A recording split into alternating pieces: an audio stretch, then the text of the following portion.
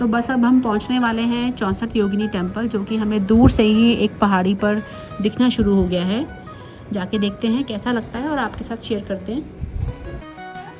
So now we have reached Mitawali. This is the another site जो कि पदावली बतेश्वर group of temples इनके पास में ही है। एक्चुअली 3 ये साइट्स हैं जो कि यहाँ पे देखने के लिए हैं, फेमस हैं। यहाँ पे थोड़ा सा चढ़ाई है, तो अगर आपके साथ कुछ छोटे बच्चे हैं या बुज़ुर्ग लोग हैं तो थोड़ा सा आप सोच के आइए। अगर आपके पास ऐसी वॉकिंग स्टिक्स हैं तो it will be easier for you to climb.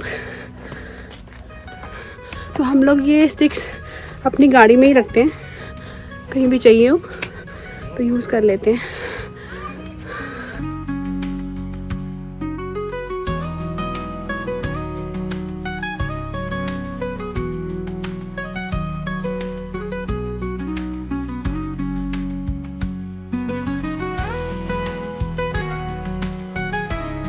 तो अभी हम लोग पहुंच गए हैं 64 योगिनी टेम्पल में।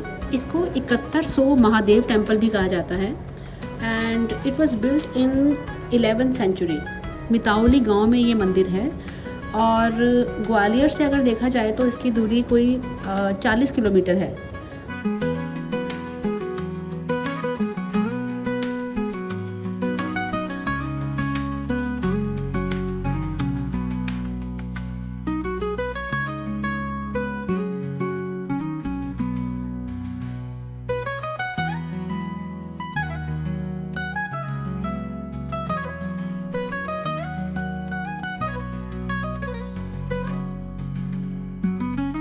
चौसठ योगिनी टेम्पल एक सर्कुलर स्ट्रक्चर है जिसका रेडियस अराउंड 170 फीट है और इसके अंदर 65 चैम्बर्स हैं।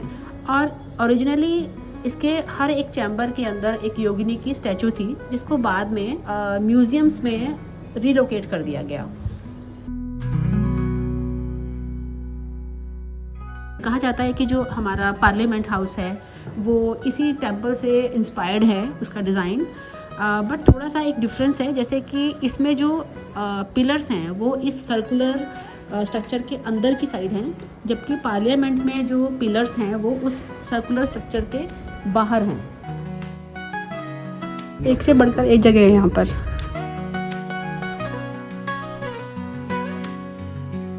Very beautiful place and the most amazing thing is कि उस ज़माने में इतनी सिमेट्री क्रिएट करना, जबकि इतने इंस्ट्रूमेंट्स नहीं थे, कोई चीज़ें नहीं थी उनके पास। तो ये बहुत ही एक अमेजिंग चीज़ है, आश्चर्यचकित करने वाली। इस स्ट्रक्चर की जो मेन चीज़ है वो इसकी इंट्रिकेसी नहीं है। अगर आप ध्यान से देखो तो बहुत इंट्रिकेट काम नहीं है।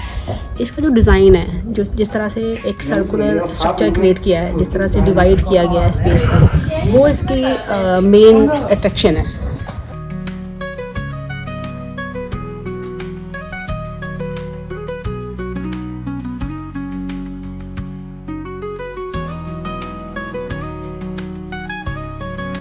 चौसठ योगिनी टेम्पल एक अच्छे आर्किटेक्चर का एग्जाम्पल तो है ही, पर सदियों पहले ये एक सेंटर हुआ करता था एस्ट्रोलॉजी का और मैथमेटिक्स का।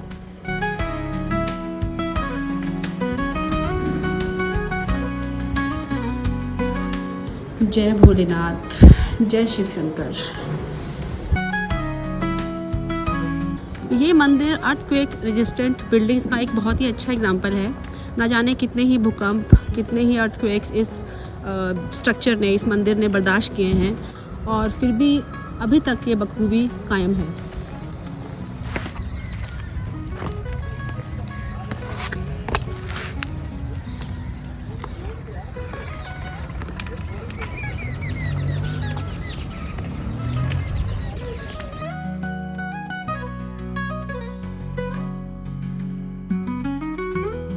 लोकल्स का ऐसा मानना है कि रात में इस मंदिर में कोई रुकता नहीं है और जो 64 योगिनियाँ हैं वो इस मंदिर में रात में विज़िट करती हैं।